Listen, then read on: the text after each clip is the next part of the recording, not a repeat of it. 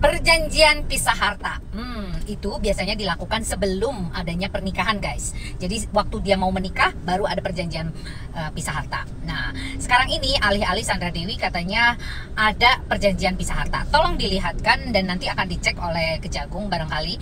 Dan itu harus berdasarkan perjanjian tersebut secara resmi ya, ditulis dengan notaris atau pengacara barangkali di sana, di bawah tanda tangan mereka. Dan kalau sampai itu ada pemalsuan atau memang dibuat pada saat itu ya, artinya untuk menutupi agar tidak disita hartanya Sandra Dewinya gitu ya, maka ini tidak sah, guys.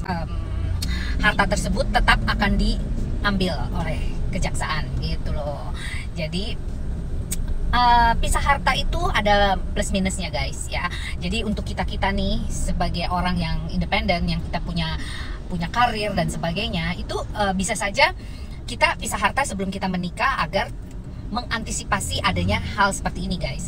Jadi kalau misalkan ada kebangkrutan atau mungkin si suami melakukan korupsi dan sebagainya, itu harta kita aman gitu ya. Nah, jadi kalau menurut saya ya, apapun alasannya dia, mau bagaimanapun tetap harus dimiskinkan ya. Karena ya namanya koruptor itu harus dimiskinkan, guys. Karena itulah satu-satunya orang yang takut akan kehilangan harta karena dia sudah mengeruk harta orang lain. Ya kita harus miskinkan.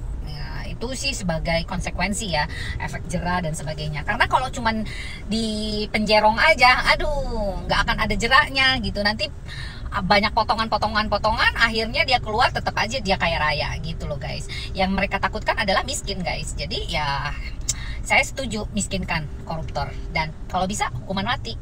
Itu menurut Pak Jokowi, guys. Ya, salam Lita Gading.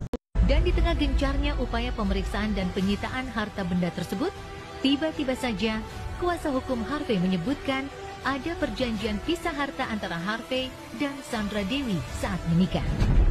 Benarkah Harvey dan Sandra Dewi pernah menandatangani surat perjanjian pranikah dan pisah harta?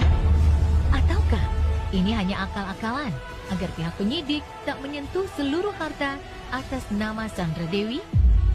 Seperti apa pula pengaruh surat perjanjian pisah harta dalam kasus tindak pidana korupsi dan tindak pidana pencucian uang yang disangkakan kepada Harvey Muiz?